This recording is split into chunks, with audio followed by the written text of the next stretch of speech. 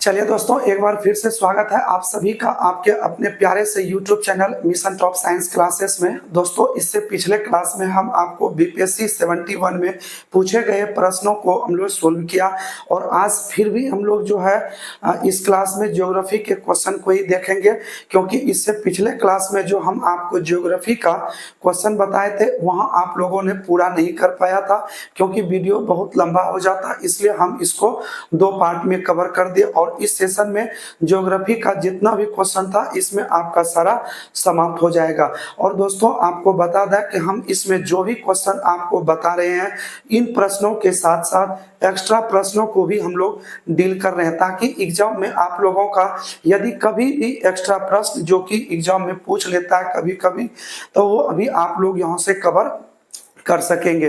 तो चलिए हम लोग बिना देर के सेशन की शुरुआत करते हैं। और यदि आप लोगों ने पिछला वीडियो नहीं देखा है तो जरूर आप लोग चैनल पे जाके उस वीडियो को देख लीजिए, क्योंकि जब तक आप लोग एक बगल से सीरियल रूप से नहीं देखिएगा तब तक आप लोगों को थोड़ी बहुत समस्या आती रहेगी। तो चलिए हम लोग शुरुआत करते हैं सेशन की। और आप लोग यदि चैनल पर नए आए हैं तो चैनल को अवश्य सब्सक्राइब कर लीजिएगा, क्योंकि आप लोगों को आज पता चलेगा कि हम लोग ज्योग्राफी किस तरीके से पढ़ते हैं और पढ़ने का तरीका क्या है ये आपको पता चलेगा।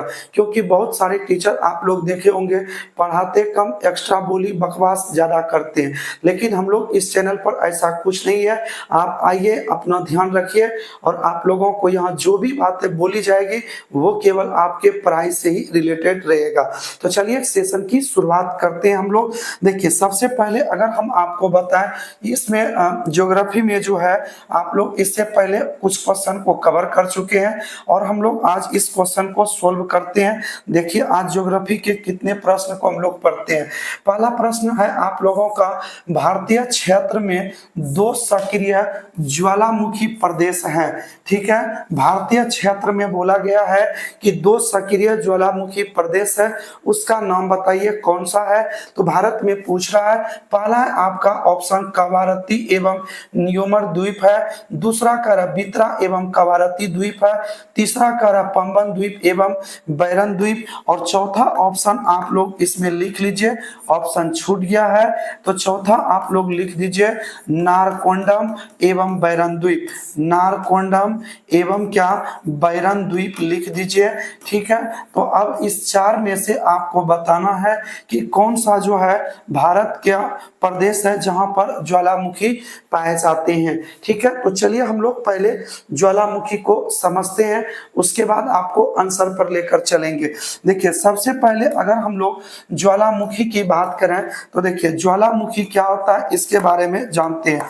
ठीक है, देखिए सबसे पहले हमारी पॉइंट है क्या, तो ज्वालामुखी। ज्वालामुखी के बारे में आप सभी को पता होगा कि पृथ्वी पर का वह प्राकृतिक छिद्र है। ठीक है, कहाँ का, तो पृथ्वी पर का। ठीक है, याद रखिएगा, पृथ्वी पर वह प्राकृतिक छिद्र, वह प्राकृतिक छिद्र या दरार। ठीक है, छिद्र या क्या, दरार, छिद्र या दरार, जिससे क्या निकलता है, जिससे लावा निकले, ठीक है, राख निकले, भाप निकले। ठीक है, या हम ये भी कह सकते हैं या अन्य गैसें निकलती है। ठीक है, अन्य गैसें निकलती है, गैसें निकलती है, उसे हम लोग क्या कहते हैं, तो उसे हम लोग ज्वालामुखी कहते हैं। देखिए, पृथ्वी पर क्या होता है कि अन्य यहाँ जो है प्राकृतिक रूप से एक छिद्र होता है और उस छिद्र से क्या निकलता है, तो पृथ्वी के अंदर का पिघला हुआ लावा, राख, भाप या अन्य सारे गैसें इनसे क्या होती है, बाहर निकलती है। ठीक है, जैसे हम अगर बात करें, देखिए ये अगर हमारा पृथ्वी है तो यहाँ पृथ्वी पर से यहाँ से क्या होता है, अंदर से लावा और राख जो है इससे क्या होता है, तो बाहर निकल जाती है। ठीक है, तो इनसे जो ये पृथ्वी के अंदर से निकला हुआ ये पिघला हुआ लावा और राख है जो इस तरह की जो आकृति बनाती है, इसी को हम लोग क्या कहते हैं, तो इसी को हम लोग ज्वालामुखी कहते हैं। याद रखिएगा, ज्वालामुखी जिस छिद्र से निकलता है उस छिद्र को हम लोग कहते हैं क्या, तो क्रेटर के नाम से। से, किस नाम से इसको जानते हैं? क्रेटर के नाम से। तो कई बार एग्जाम में प्रश्न पूछ लेता है कि बताइए कि ज्वालामुखी के मुख को क्या कहते हैं? ज्वालामुखी के मुख को हम लोग किस नाम से जानते हैं? तो याद रखिएगा, इसके मुख को हम लोग क्या कहते हैं? क्रेटर कहते हैं, जिससे पृथ्वी के अंदर का पिघला हुआ पदार्थ बाहर निकलता है।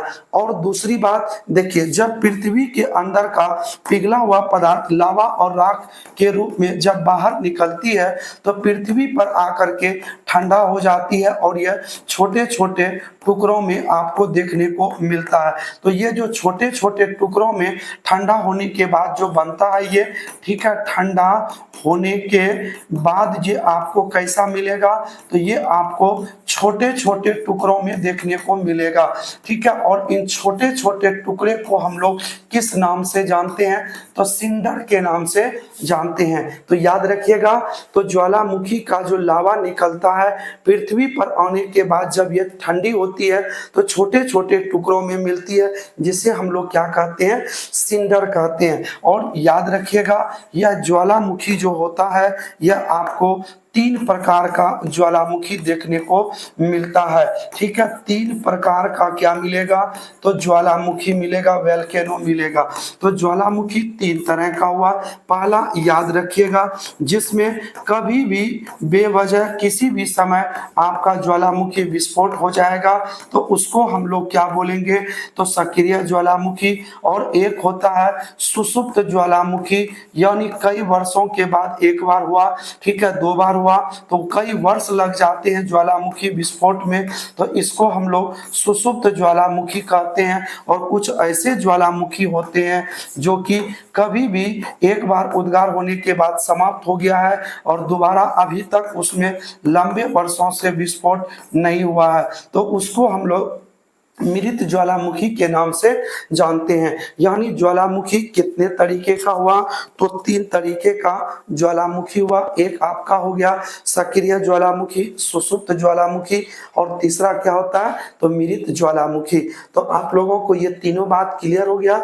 ज्वालामुखी के मुख को क्रेटर, निकलने वाली लावा जब ठंडी होती है तो छोटे छोटे टुकड़ों में मिलती है, जिसे हम लोग सिंडर के नाम से जानते हैं। अब हम लोग बात करते हैं, इन्होंने कहा भारत में, तो याद रखिएगा भारत में जो है सक्रिय ज्वालामुखी भी पाए जाते हैं और मृत ज्वालामुखी भी देखने को मिलता है। देखिए यहाँ जो है आप लोगों का, यहाँ पर आपका पड़ जाता है अरब सागर। याद रखिएगा, इस अरब सागर में जो है यहाँ पर छोटे छोटे द्वीप के रूप में आपको देखने को मिलता है। इस तरीके से कई सारे छोटे छोटे द्वीप है यहाँ पर, तो इनको हम लोग क्या कहते हैं? अंडमान एवं निकोबार। अंडमान एवं क्या? तो निकोबार। याद रखिएगा, अंडमान अलग है और निकोबार अलग है, और इन दोनों को जो अलग करती है वो 10 डिग्री चैनल अलग करती है, ठीक है। 10 डिग्री चैनल क्या करती है? इनको अलग करती है। तो आपसे ये भी प्रश्न पूछेगा कि बताइए अंडमान को निकोबार से कौन अलग करती है? तो 10 डिग्री चैनल अलग करती है। तो याद रखिएगा, इस अंडमान की हम लोग बात करते हैं, ठीक है। इस अंडमान पर 2 ज्वालामुखी है, ठीक है। एक सक्रिय ज्वालामुखी है और एक सुषुप्त ज्वालामुखी है, ठीक है। एक सक्रिय है और दूसरा क्या है? तो सुषुप्त ज्वालामुखी है। सक्रिय और दूसरा क्या हो जाएगा? तो सुषुप्त ज्वालामुखी। सक्रिय ज्वालामुखी में आपका कौन आ जाता है? तो बैरन आ जाता है, ठीक है। तो बैरन द्वीप जो है ना, ये आपका सक्रिय ज्वालामुखी है।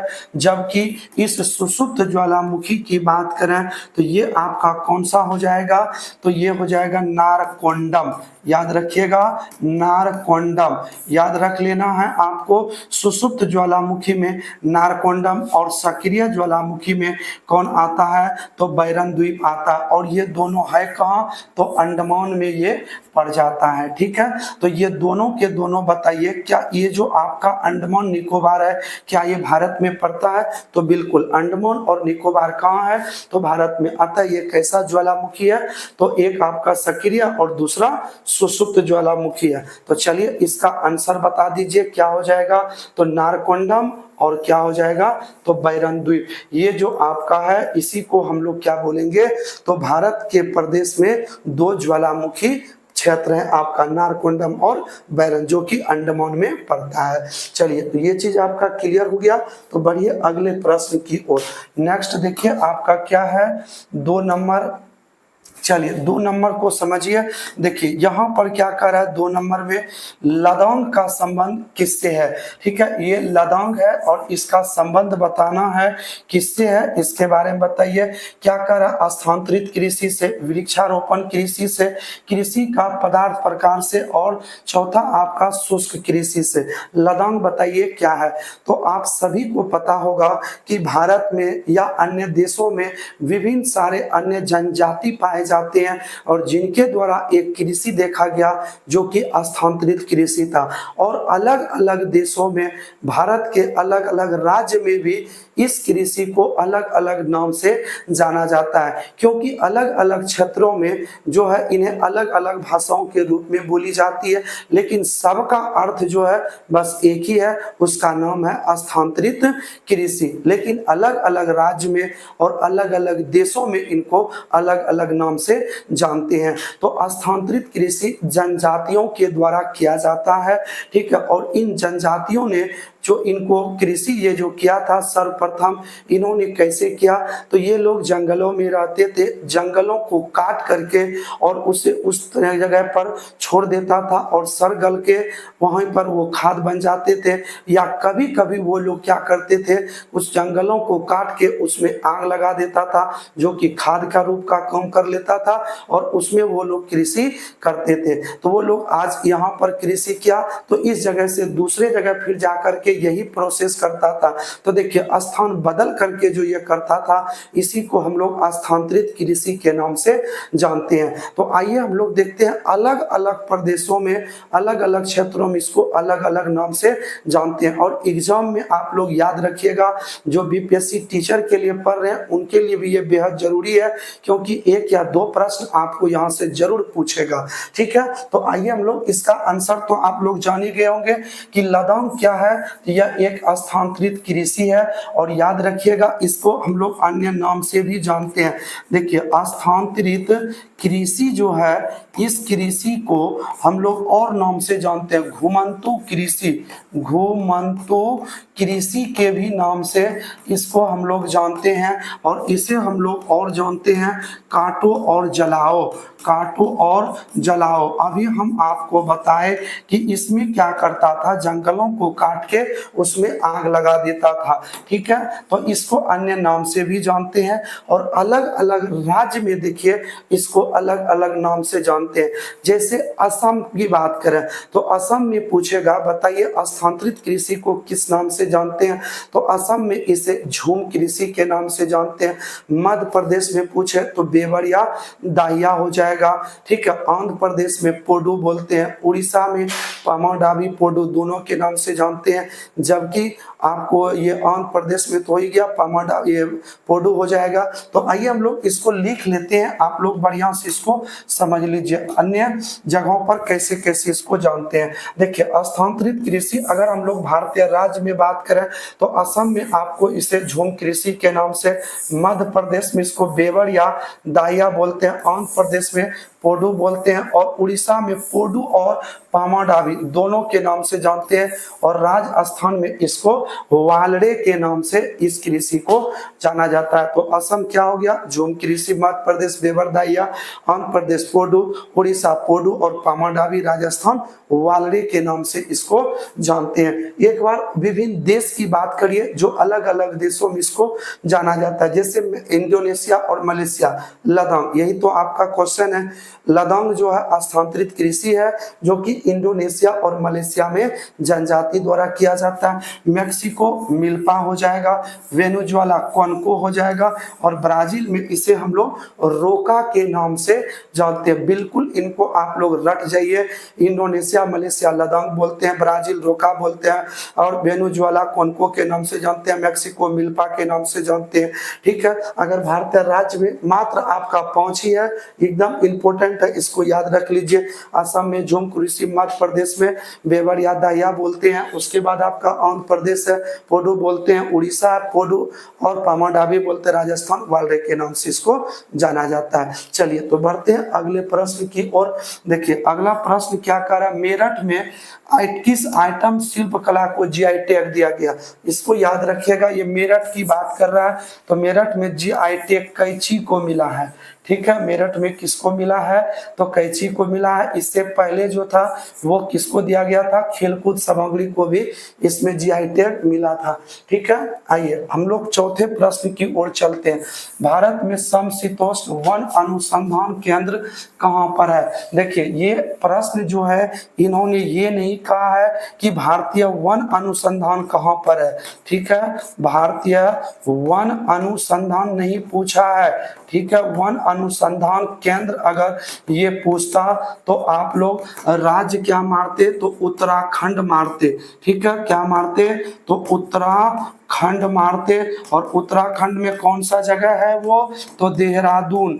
ठीक है, कौन सा है, तो देहरादून है। ठीक है, तो भारतीय वन अनुसंधान केंद्र कहाँ है, तो देहरादून उत्तराखंड में है। लेकिन इन्होंने प्रश्न क्या किया, समशीतोष्ण वन अनुसंधान केंद्र, तो याद रखिएगा ये आपका कहाँ पड़ता है, तो शिमला में पड़ जाता है। ठीक है, देखिए ये प्रश्न ज्योग्राफी में इन्होंने पूछा है, कान्हा नेशनल पार्क कहाँ है। ठीक है, सबको पता है मध्य प्रदेश। ठीक है, कान्हा नेशनल पार्क कहाँ पर है, मध्य प्रदेश हो जाएगा इसका सही आंसर।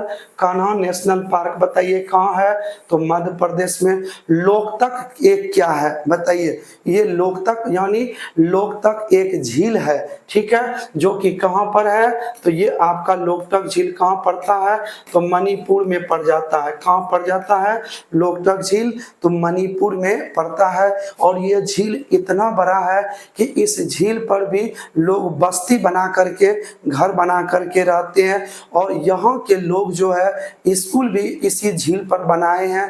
और स्कूल जब वो लोग जाते हैं तो झील में नाव से होकर के वो लोग टप करके पढ़ने के लिए वहाँ के बच्चे लोग भी जाते हैं। तो इतना बड़ा यहाँ का ये लोकतक झील है। कहाँ पर है ये, तो मणिपुर राज्य में पड़ जाता है। आइए इसके बाद लोकतक तो आप लोग जान ही गए। तो देखिए ये टोटल 6 प्रश्न था आप लोगों का ज्योग्राफी का बचा हुआ, आज आप लोगों ने इसे क्लियर कर लिया। तो दोस्तों अगर आप लोगों को ये समझ में आया होगा तो इसको लाइक अवश्य कर दीजिएगा, और चैनल पर नए आए हैं तो चैनल को सब्सक्राइब जरूर कर लीजिएगा। तो चलिए मिलते हैं कल, जो है आप लोगों का सुबह 7 बजे जो क्लास होगी वो आपका हो जाएगा किसका, तो पॉलिटी का। और पॉलिटी में हम लोग जो जानेंगे अनुसूचियों के बारे में, उसको लेकर के आपको सारी क्वेश्चन बताएंगे जहां से आपको एग्जाम में प्रश्न बनता है। तो चलिए मिलते हैं नेक्स्ट क्लास में, तब तक के लिए जय हिंद।